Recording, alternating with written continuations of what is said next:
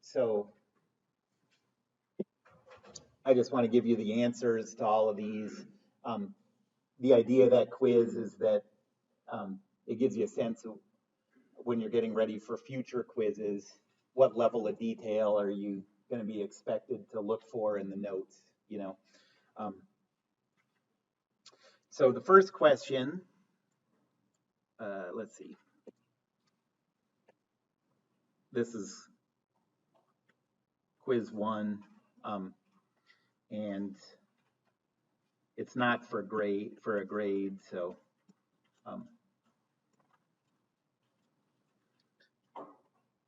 but the first question in quiz 1 was the first law of thermodynamics is the conservation of what property? Energy is the right answer, although the wording, I didn't notice this until today, but the wording is not correct. Energy is not a property. So, so I'll give you your point back on that if you got it wrong, but it's 0 points. So, okay, so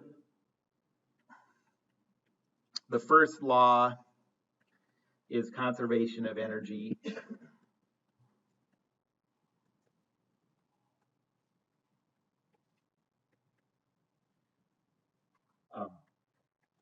Energy is not a property, though.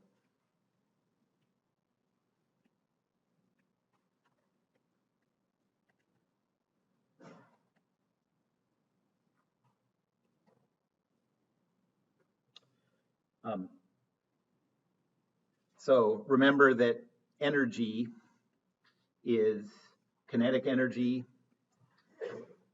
bless you, plus potential energy plus internal energy. Internal energy is a property. If you know the pressure and the temperature, and I guess those two are enough to find out what the internal energy is. But that's not enough to find out a material's kinetic or potential energy. It could be at a certain pressure and a certain temperature at any height and any speed, you know. So so energy E is not a property. So that was my bad on that one. Try to be more careful on the real quizzes. What?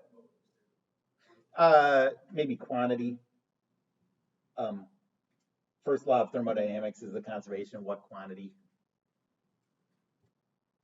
But a property is a very specific thing. And then that's what the next 3 questions are about. Define a property. So anybody have, so on short answer questions like this, I'm very lenient on wording, but does anyone want to take a crack at that? Me neither. I mean, someone's got to do it though.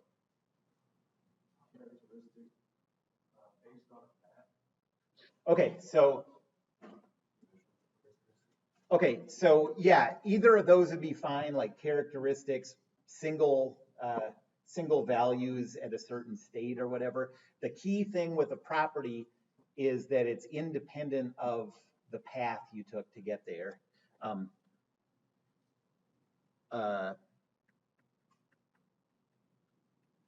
So maybe attributes of a given state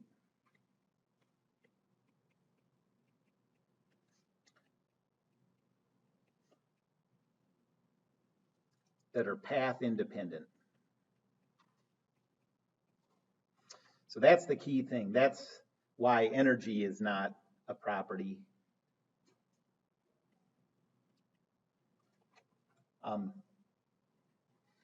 Because if you get to a certain pressure and temperature by shooting something out of a cannon, it has a different kinetic energy than if you get to that pressure and temperature by, you know, hitting the brakes or something on it. You know, they have different kinetic energies, they have different potential energies, and so it's not path independent. The third one is what's an extensive property? Anybody? So yeah. Yep. Okay, so the breaking up thing is important. And so the picture I use, and actually, if I ever ask this question, this picture would be enough. So break this up into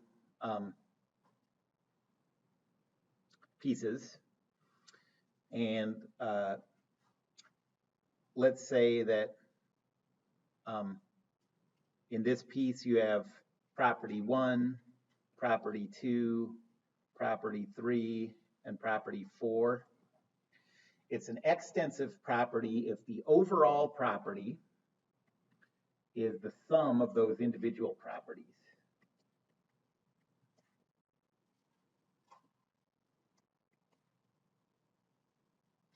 So examples are mass is an extensive property.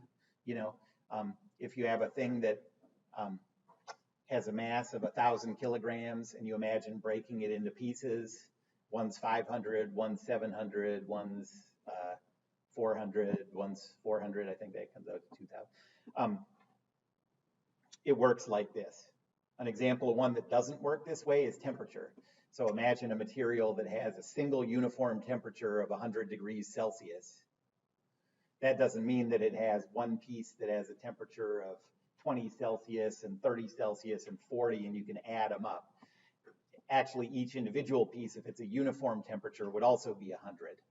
Okay, so then you know that's not an extensive property. What?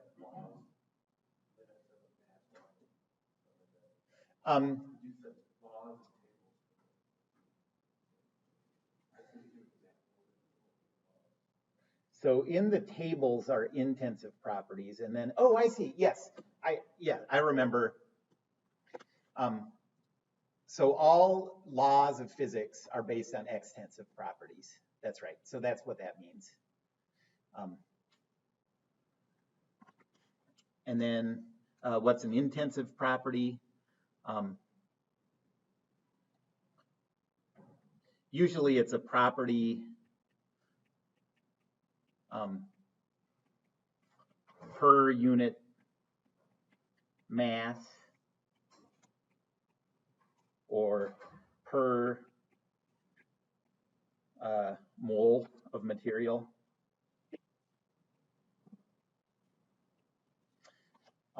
Intensive properties are anything that's not an extensive property also.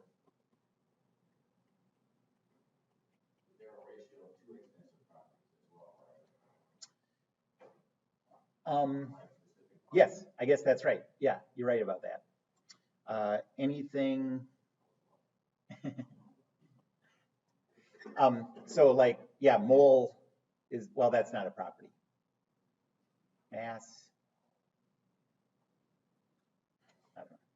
Anything that's not an extensive property.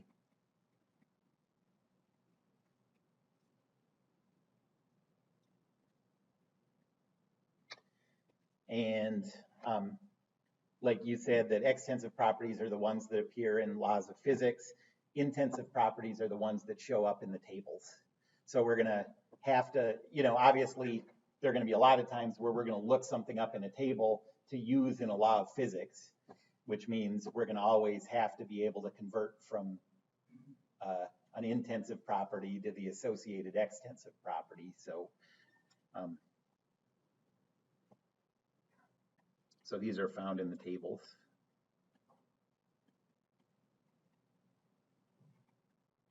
And on these ones where I'm giving all these different descriptions, basically any part of any of these descriptions would probably be enough. I just want to make sure that you're picking up some of the basic ideas of what these things are.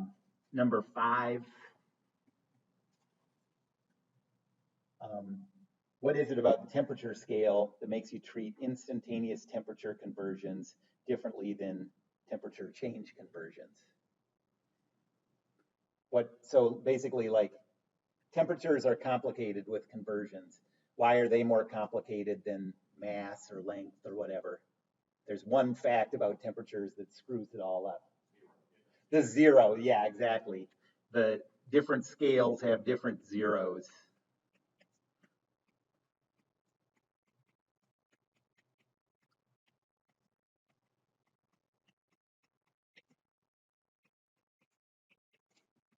And so if you're just converting between the two scales that have the same zero, the Rankine scale and the Kelvin scale, those conversions are the same as every other conversion you deal with.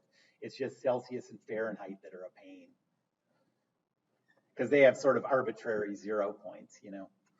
And then the last one, what do you use a manometer for? And yeah. Which one is the one you have to add like 9/5? It's 9/5 is the scale factor, so that one is in both. But it's the adding or subtracting 32 degrees that you use to deal with the different zeros, and that's only for the instantaneous temperature. Basically, like, you can make sense out of when to use it if you think of the fact that, okay, so if you have a Celsius temperature, you multiply it by 9/5 and then add 32 to get the Fahrenheit temperature. Okay, so if you try to use that scale factor on a change, think about a change in a Celsius change in temperature of -1 degree, okay? So the Celsius temperature goes down a degree. If you apply that scale factor, multiply -1 times 9/5, you get -9/5. And then add 32, you get like +31, which would say that a temperature that decreases by 1 degree Celsius increases by 31 degrees Fahrenheit. That doesn't make any sense. If the temperature decreases, it decreases, you know, so that's sort of a way you can straighten yourself out on which one of those kinds of conversions you need that constant added on for. Or, like I said before, just type it into Google and it'll do the right one for you. Actually, what do you use a manometer for in comparison to a barometer? So a barometer is for, what kind of pressure are you measuring with a barometer? Yep, that's atmospheric. And a manometer is a pressure in an enclosure compared to atmospheric pressure.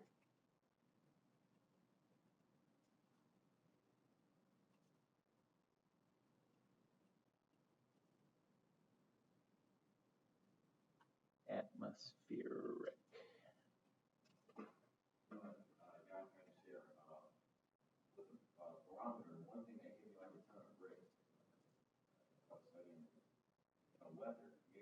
Yeah. Yeah, exactly. Yep. Yeah, exactly.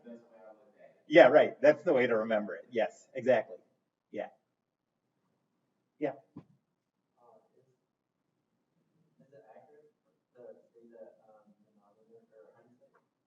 Manometer. Manometer. Do, do, do, do, do. Oh. Don't do that. Measures what?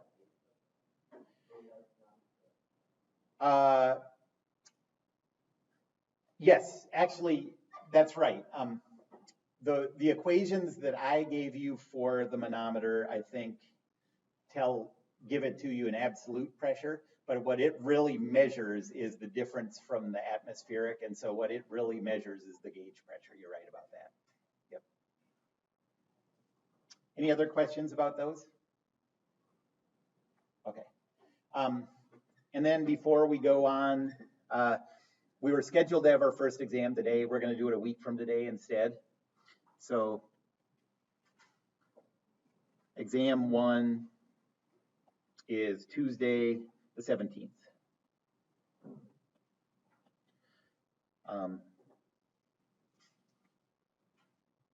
9/17. And let's just do for topics uh,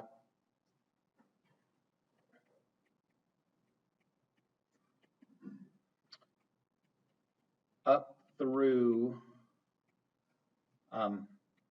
the first law. Okay, so that's a pretty soft call on what kind of stuff you're responsible for.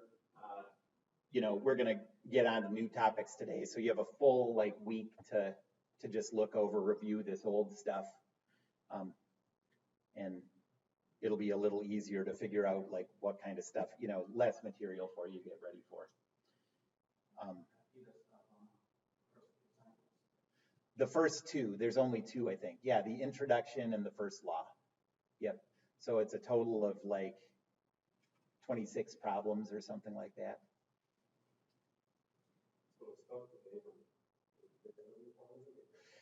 The assignment that I give today, those problems will be relevant, but not the assignments I give on Thursday, I guess.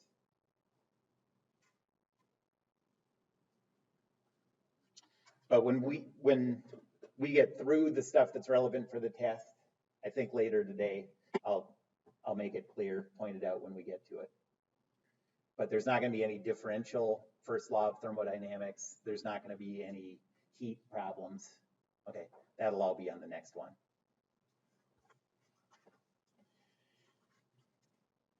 All right, we're just going to do a few examples today.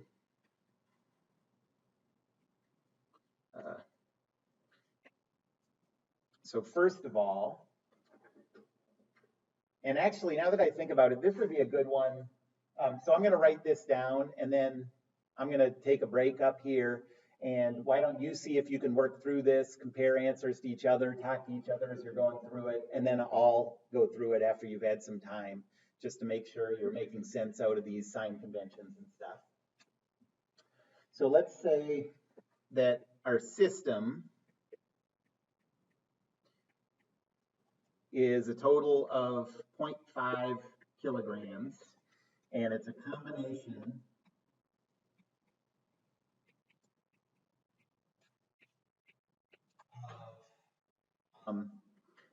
the gas inside a container and the container.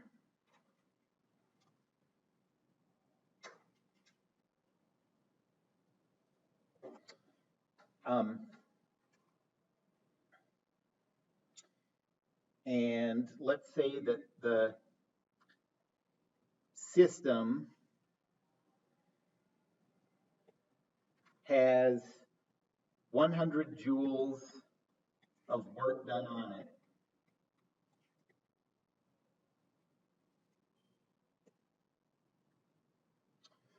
Um, 50 joules of heat added to it.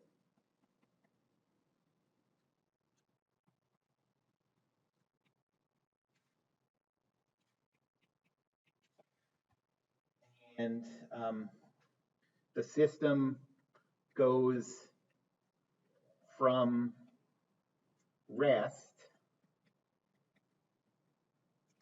to a speed of 3 meters per second.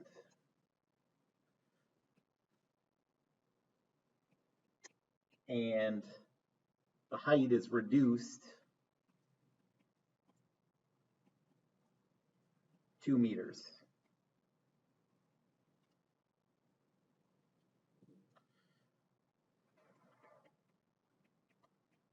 What's the change in the system's internal energy?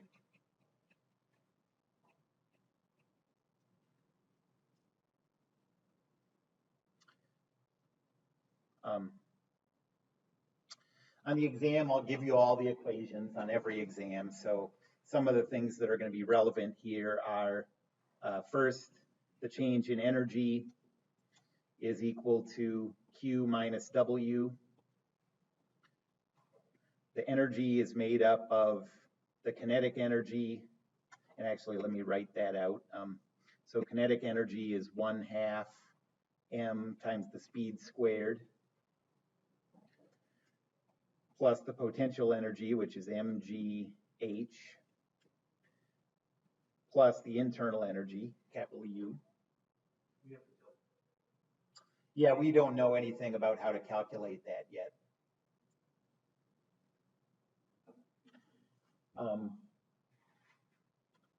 And that should be it. So see if you can work through that. Ask me questions if you get stuck, talk to each other about it, compare answers, and then I'll go through it.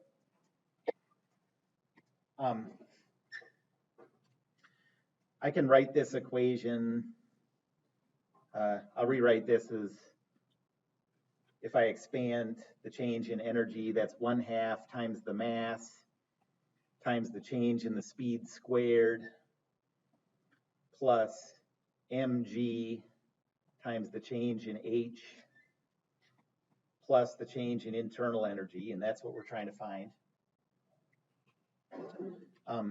is equal to Q minus W. Q is positive if heat is being added to the system. Work is positive if the system is doing work on the surroundings. So in this problem, heat, 50 joules of heat is added to the system, so that's positive. And 100 joules of work is done on the system. Work, W, is positive if the system does work on the surroundings, the opposite of this. So this is minus 100. Yeah, minus, the W is minus 100, so it's minus negative 100. Okay. And then I want you to clarify that W is negative, but the negative sign is still there. And then we have 1/2 times the mass of 0.5 kilograms, so that's 0.25 times the change in speed squared. So that's 9 squared minus, at rest, 0 squared, not 9 squared, 3 squared is 9.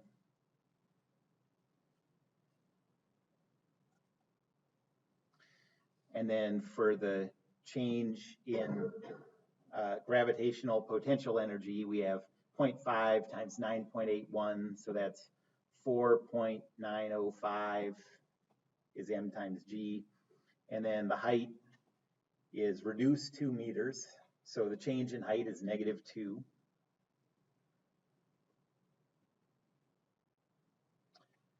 And then plus the change in u, and now we're just solving for the change in u.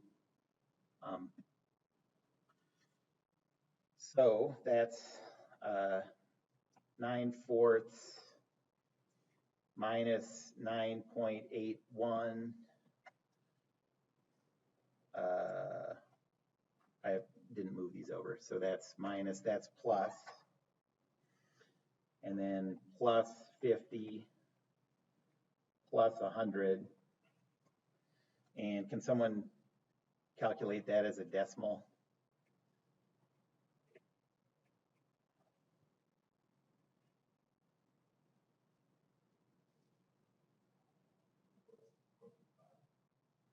Yeah.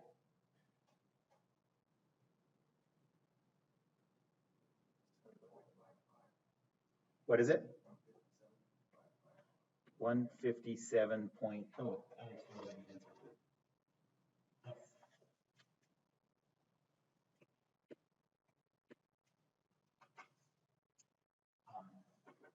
So that's the change in internal energy. And there are a few ways to increase internal energy. The way we'll see most often is to increase the temperature. So that goes into increasing the temperature of the gas. Yep. So work done negative. Okay, so work done on the system is negative. Work done by the system is positive. Okay. Remember, so the work and heat sign convention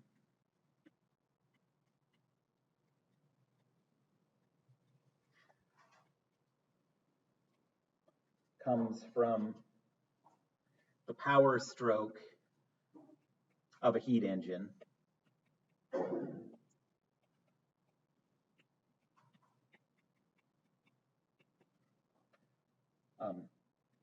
So what happens is you have this cylinder,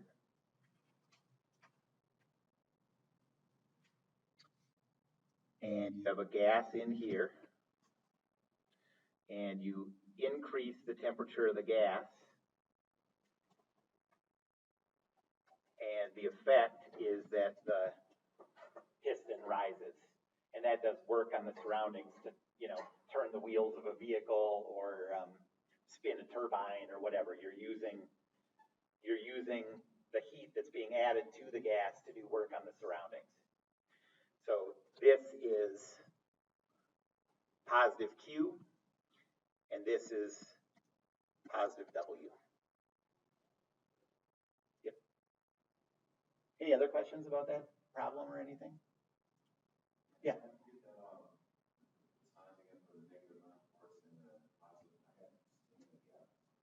Okay, well, I think it was just from the algebra of just isolating the delta U. So they first come out as positive, and then I just moved them to the other side to get delta U by itself.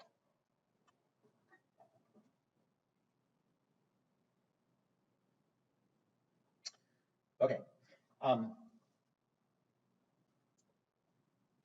There are three things that I want you to look for that are going to come up pretty often in first law problems.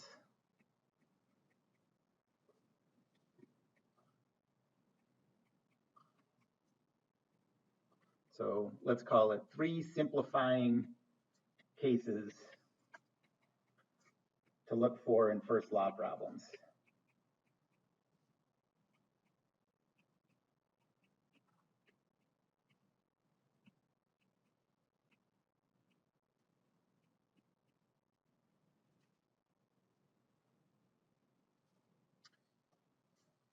The first of these is cases where there's no heat transfer.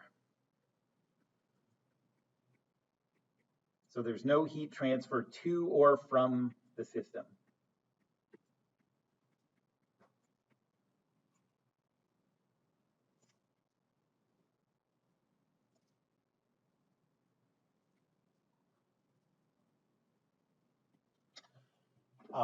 That happens if the system is insulated.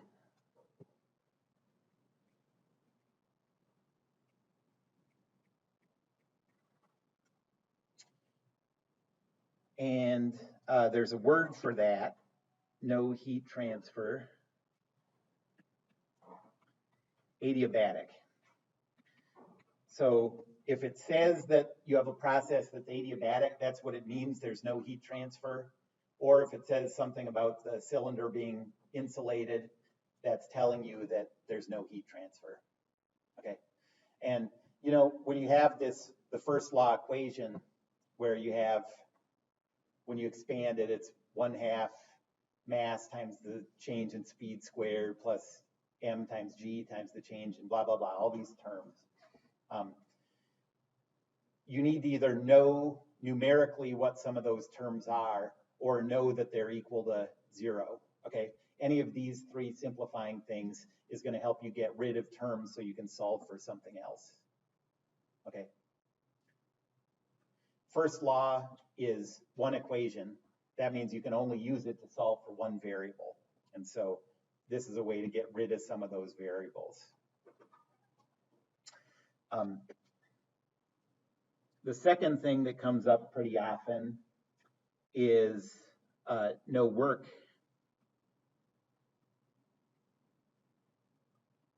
on or by the system.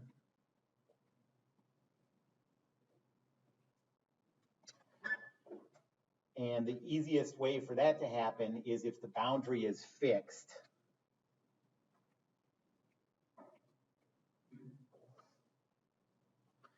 So if you're working on a problem that says this gas you're dealing with is inside a can or a tank or something like that, something that doesn't have moving boundaries, that's telling you that there's no work done on the system or by the system, okay?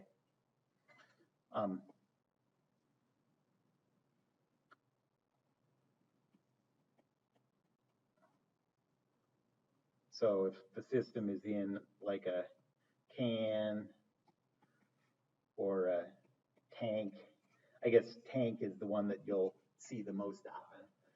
But if it describes anything, you know, we don't do thermodynamics with mason jars, but if you were for some reason doing a thermodynamic problem with a gas that's enclosed in a mason jar, it does no work because the boundary can't move, okay?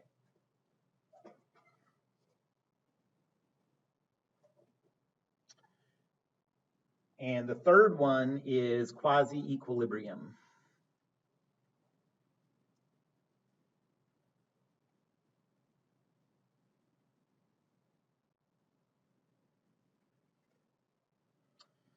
And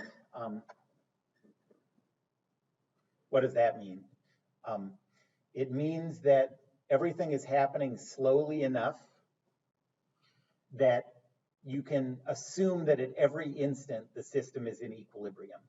Okay, it's not exactly true because the boundaries are moving and things are, you know, things are changing, but you can do the calculations as if at every instant it's in equilibrium.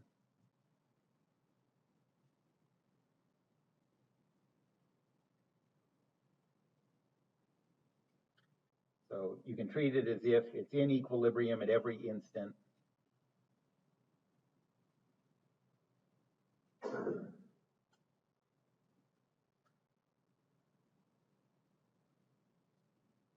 Probably the most important thing that that lets you do is use Newton's second law at every instant to figure out pressures.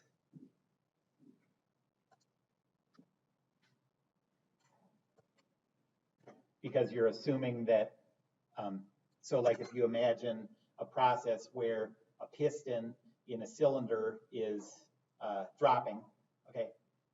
Well, there's really probably some acceleration or whatever, but we're assuming if you hear that it's quasi-equilibrium, we're gonna assume that we can throw out whatever acceleration is happening.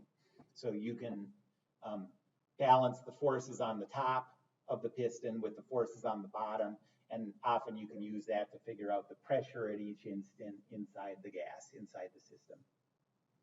I'll do, I think, at least 2 examples like that. Anybody have any questions about those 3 things?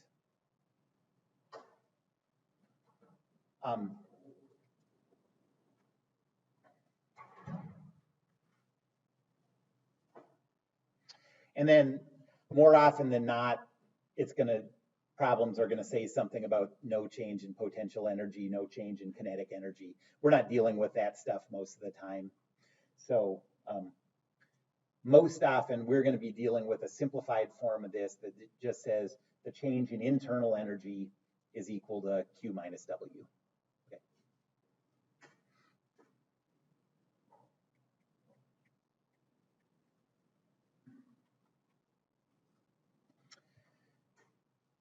All right, so let's say that a gas expands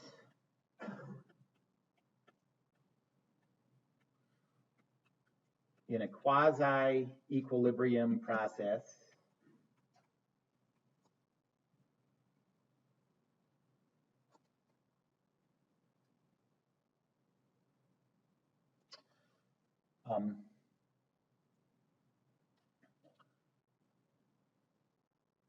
from a starting volume of 0.2 cubic meters to a final volume of 0.3 cubic meters.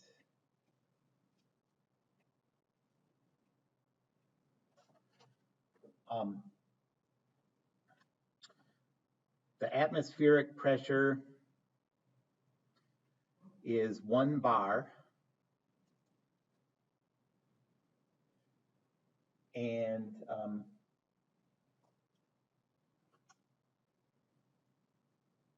an external force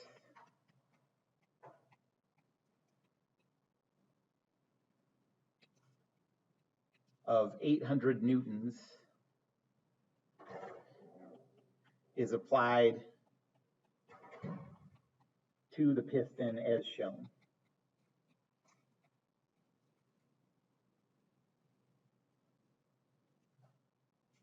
Okay, so if this is the cylinder and this is the piston, our system is the gas in there, and there's an 800 Newton force applied down on the piston at every instant.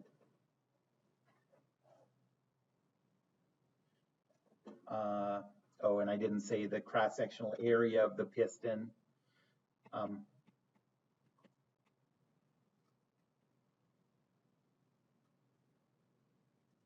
Is 0.01 meters squared.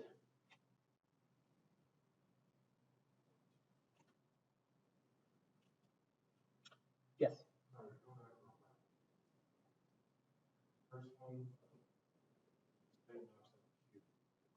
Right. That's right.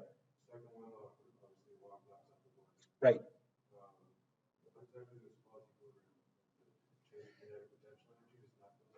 It doesn't. It doesn't knock anything out. It just gives you a way to calculate pressure. And remember that the thing that we're going to use most often is the fact that W is equal to the integral of the pressure dV. Okay, so it lets you calculate, hopefully, pressure as a function of volume, which then you can do that integral.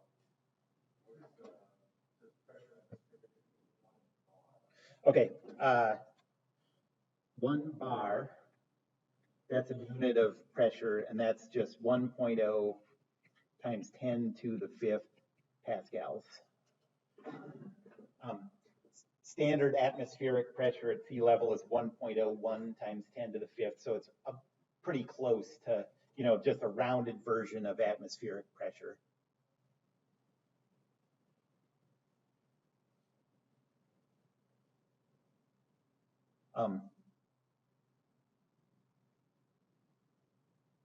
Like if you're hunting and you get caught by a bar, that's how much pressure it can apply to your head.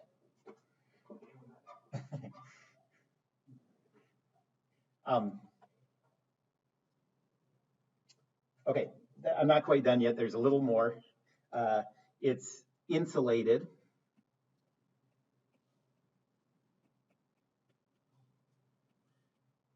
And there's no change in kinetic energy or change in potential energy.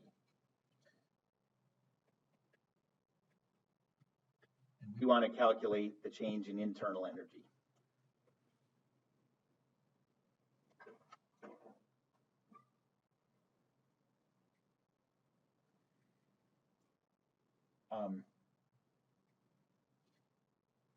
Okay, so let's just start with the first law, and we'll start expanding stuff and see where we can go. So we know that the change in energy is equal to Q minus W. That's the simplest form of the first law. And now we can start to expand this. The change in energy is made up of the change in kinetic energy plus the change in potential energy plus the change in internal energy. And already there's stuff that we were given that lets us simplify this. We know that there's no change in kinetic, no change in potential. And all this is equal to Q minus W. And we can get rid of one of those. Which one? Q, because it's insulated. So this goes away, and now we have just the change in U is equal to negative W. And there's nothing else we can throw away. So now we have to use that definition of work that is going to come up in more than half of the problems for sure. So we're going to use the fact that work is equal to the integral from the starting volume to the ending volume of PdV.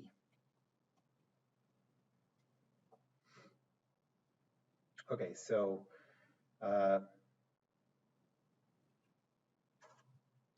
now we have this form of the equation that says the change in internal energy that we want is equal to negative integral from volume 1 to volume 2 of PdV.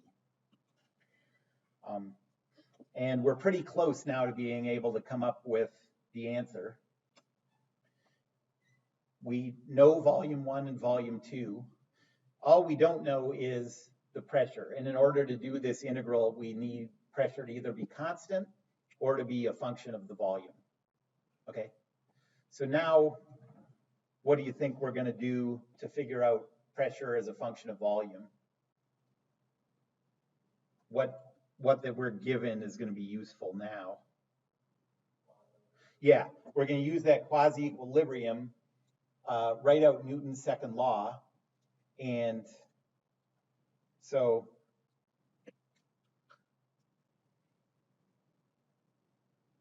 a free body diagram of the piston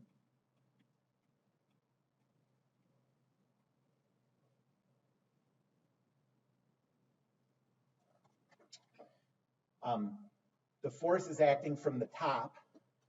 We know there's that 800 Newton force. Any other forces acting from the top? Yeah, I didn't give a weight though, so I guess we're assuming that that's negligible, but you're right. If a mass was given for that, we'd have to include that. What's the other one? That's right, there's atmospheric pressure pushing down, and that's equal to 1.0 times 10 to the 5th times the cross-sectional area, which was given as 0.01.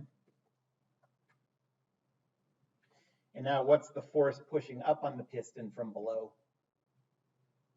The pressure of the system, the pressure of the gas. And that's that P that we want for our calculation. So we're getting somewhere good. And this is equal to P times the cross-sectional area. So I'll just write that as 0.01 P. And now Newton's second law, because we're assuming quasi-equilibrium,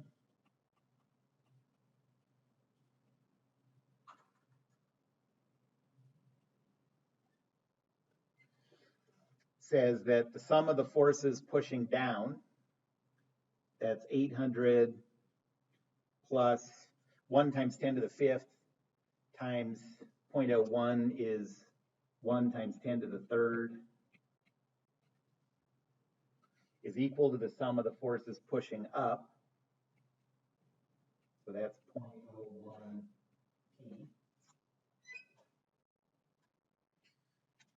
And if you calculate that, you get that P is equal to 1.8 times 10 to the 5th pascals. And that's true at every instant of this process. This free body diagram holds at every instant. Okay, because that 800 Newton force doesn't change and the atmospheric pressure doesn't change. So that means that P can't change. Any questions about the logic so far? And if you have pressure constant, then that integral is easy to compute.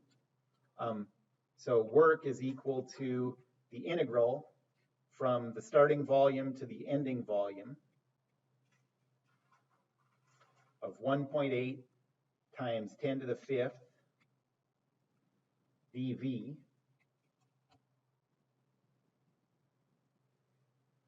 And if you do that calculation, you get 1.8 times 10 to the fourth. And what are the units of the work? Joules, yep. We're in SI units. And so now I can go back to the first law. And I get that the change in internal energy is equal to negative W, remember? And so the change in internal energy is equal to negative 1.8 times 10 to the fourth joules.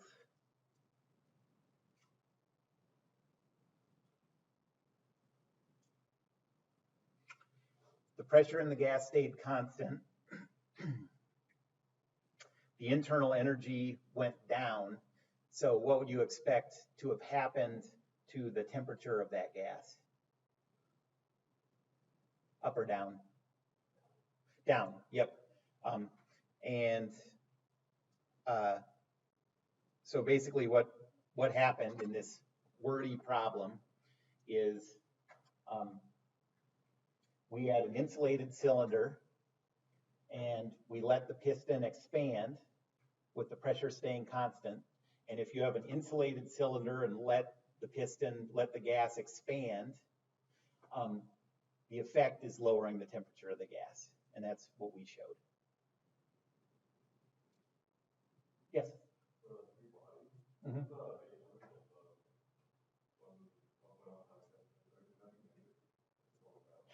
Yeah, I just sort of, you're right. No, it does matter very much, but I just sort of skipped the step of like, in Newton's law, we would add all three of these up.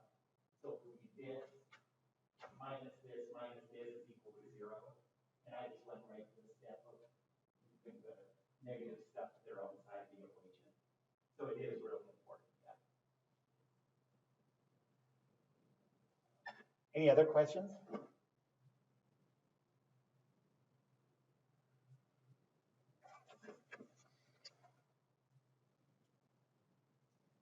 Okay, let's do a similar one, but throw in one more little bit of complexity.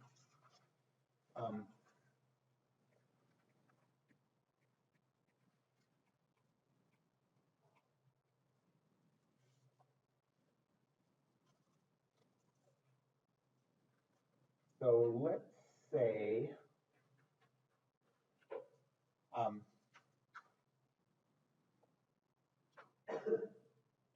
we have a cylinder with a piston again.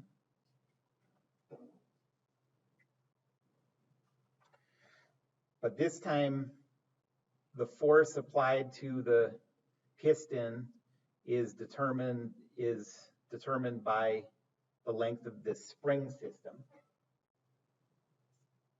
Okay, we have the gas in here.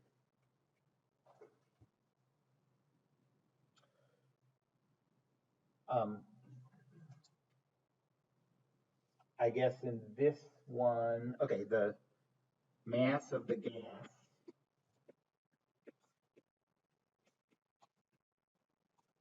is 0.02 kilograms. And now we're talking about specific volumes. The specific volume starts out at 0.001 cubic meter per kilogram.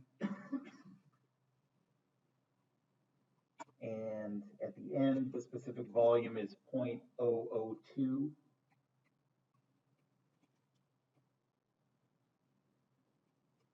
cubic meter per kilogram.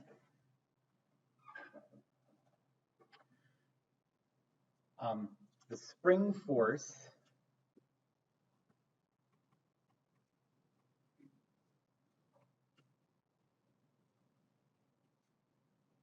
varies linearly with the gas volume.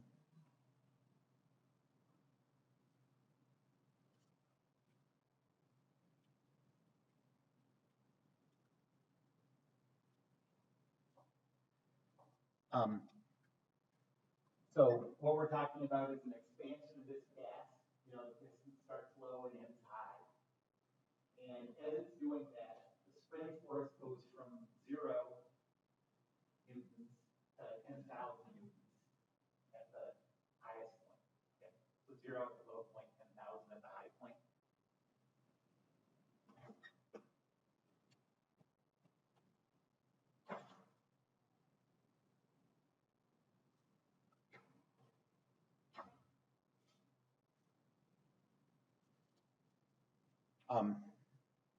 The piston area is 0.1 meter squared.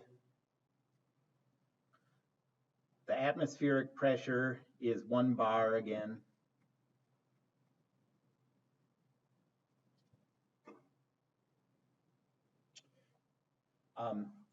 And we're going to assume that, again, that this is quasi-equilibrium.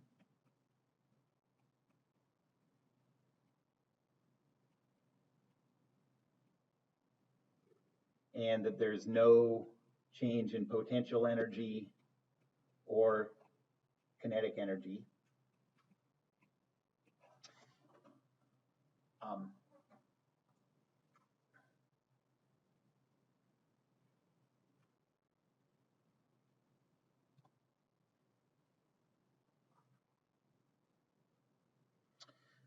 So first,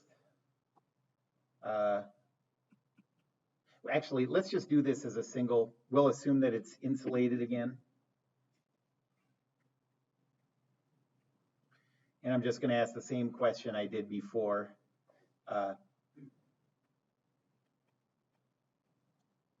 What's the change in internal energy?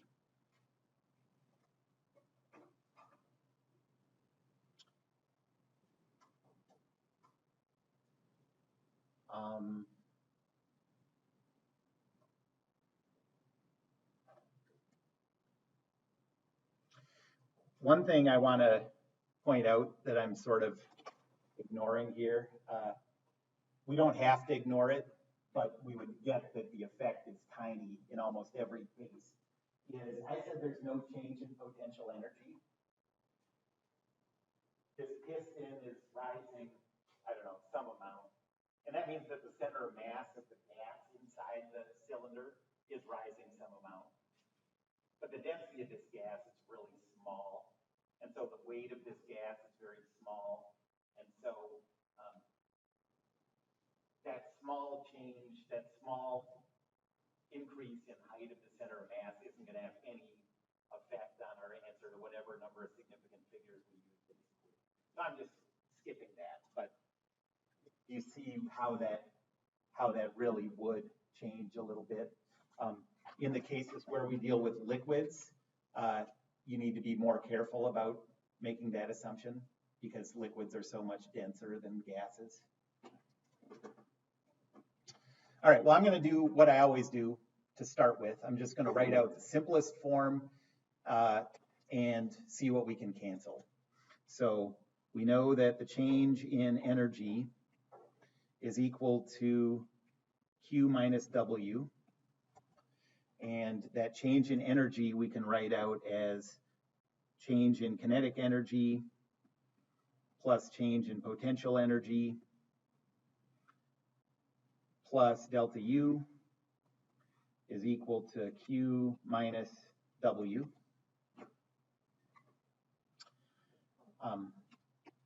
And change in kinetic goes away, change in potential goes away, and Q goes away because it's insulated. So our starting point is the same thing it was before. The change in internal energy is equal to negative W.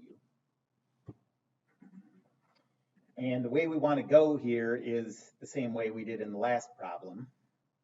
We know that W is equal to the integral from volume 1 to volume 2 of PdV. But now things get a little more complicated. Well, first, we can figure out those first two volumes. notice that we weren't given the volumes to integrate over, we were given the specific volumes. But we have the mass, so all we have to do is multiply by the mass to get the volumes. Okay, so V1 is equal to 0.001 times the mass of 0.02. So that's 1, 2, 3. That's 2.0 times 10 to the minus fifth meters cubed. Oh, sorry, that's volume 2, isn't it? No, it's not. Okay, that's volume 1. And then volume 2 is 0.002 times 0.02. And that's 4.0 times 10 to the minus fifth cubic meters.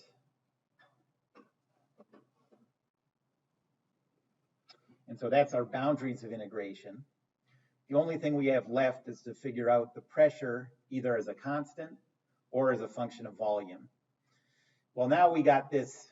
So in the example we did before, we had that 800 Newton force pushing down constantly. Now, as the volume changes, this spring force changes. So probably we're going to expect that the pressure is going to change.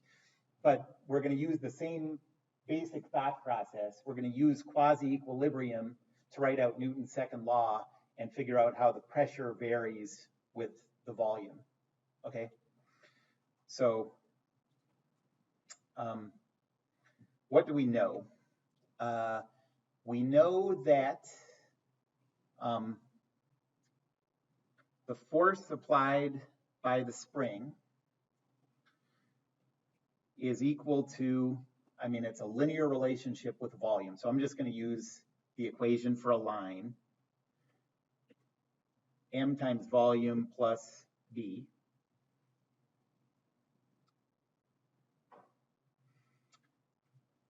And we know what that force is at the two different volumes, right? So at volume 1, do you remember what the spring force was at volume 1? 0. So we know that M times volume 1, so 2.0 times 10 to the minus fifth M plus B is equal to 0.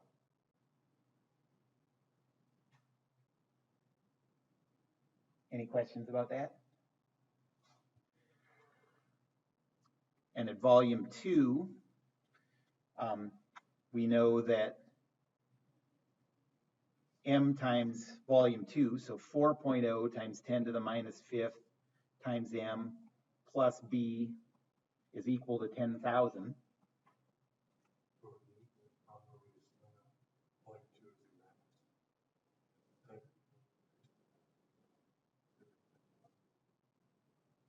Yeah, well, you don't have to assume anything. Or at least the way I intended this to be was, we know that this is the starting volume and this is the ending volume. We know that this is the starting force and this is the ending force. So it relates those two for you. And now we have a system of two equations for two variables that we can use to find M and B, to find that linear relationship. So this one tells us that B is equal to negative 2.0 times 10 to the minus fifth M.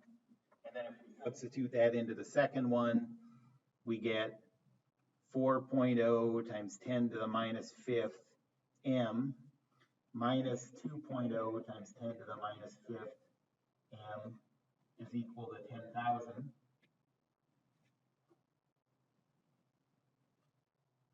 And so M is equal to 10,000 divided by 2 times 10 to the minus fifth. Might have that written down.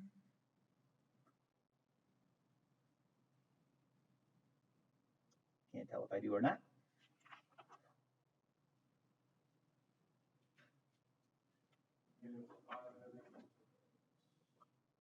So m is -5 times 10 to the positive 8. And then substitute that back in here. Positive. And then b is this times this. So that is, b is negative.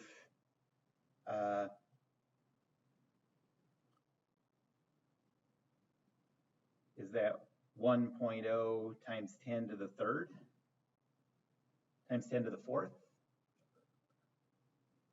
I'm just substituting in for this one. Substitute m in to calculate b. Okay, so -1 times 10 to the fourth. Okay, and so what all this tells us is that the force applied by the spring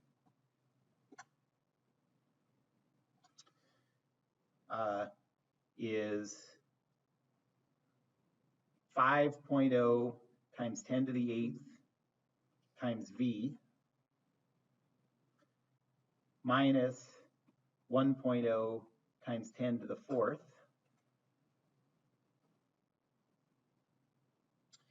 And now we can draw a free body diagram of the piston.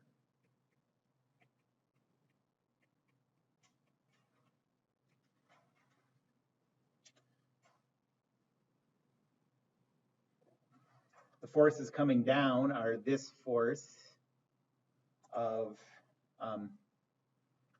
5.0 times 10 to the 8 v minus 1.0 times 10 to the 4th. And then you also have the force coming down from the atmospheric pressure.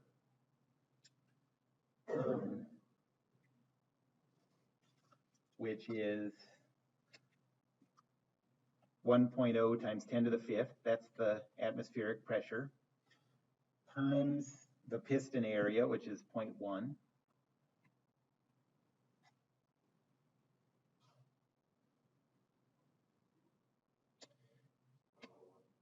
What? 0.1. Last one was 0.01. Okay, and then coming up on this side is 0.1 P.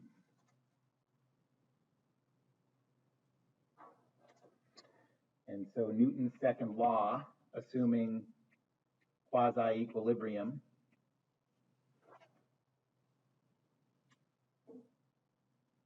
says 0.1 P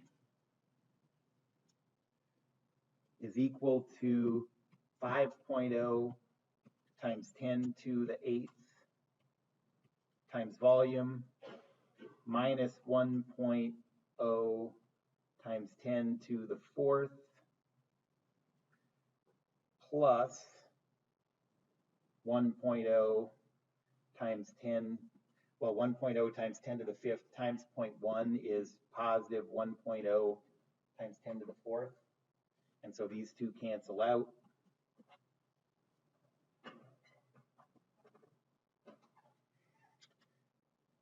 And you get that the pressure is equal to 5.0 times 10 to the 9th times the volume.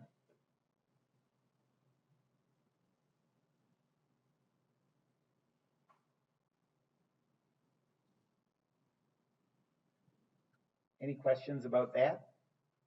Are we done yet? No, but we're close now. What we have is the pressure as a function of volume. And if you have pressure as a function of volume, you can compute that integral for the work. Okay? So now we can say work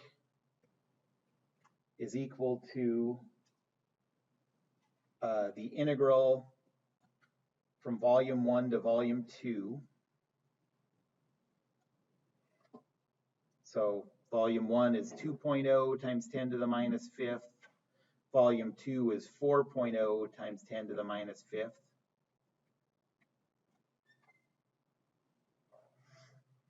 And we're integrating 5.0 times 10 to the 9th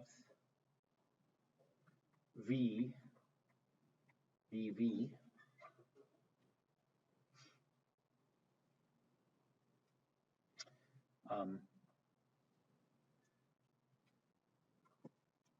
This is 2.5 times 10 to the 9th v squared, integrated from 2.0 times 10 to the minus 5th to 4.0 times 10 to the minus 5th.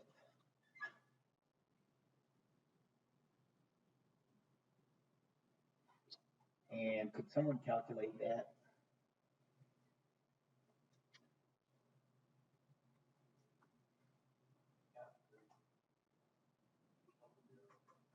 Oh, really? That's cool.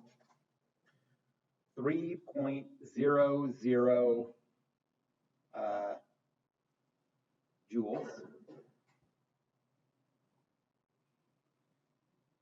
Does it make sense that we get a positive answer for W? Yes, because the gas is expanding. And so now all we have to do is say the change in internal energy is equal to negative W, which is equal to negative 3.00 joules.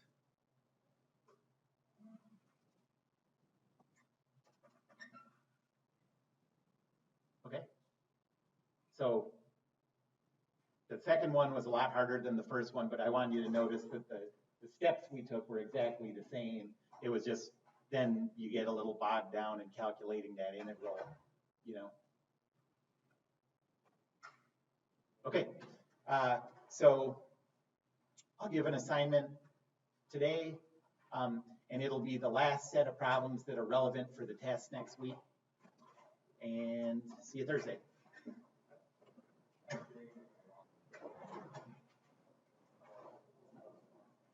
Oh, yeah, right. Well, I think there's a problem that you'll have to do almost that exact same thing in the homework.